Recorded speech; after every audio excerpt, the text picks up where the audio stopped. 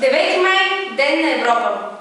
На 9 май 1950 година Робърт Шуман, по това време министър на външните работи на Франция, представи своето предложение за създаването на обединение на държавите в Европа, което да отговаря за поддържането на мирни отношения на Стария континент.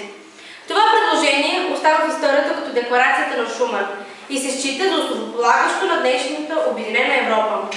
От 1985 година до наши дни 9 май се чества като Ден на Европа и е посветен на мира и единството в Европа. Днес Европейският съюз вече включва 27 държави, сред които и България, с 500 милиона жители, които сповядат общите ценности – мир и солидарност. Тези ценности намират израз в икономическо и социално развитие с екологични и религиозни измерения, които гарантират достоен жизнен стандарт на всички граждани. Денят на Европа е повод за различни празнични изяви в по-големите европейски градове и столици. Това е още един начин хората от различните нации да се чувстват обединени европейци.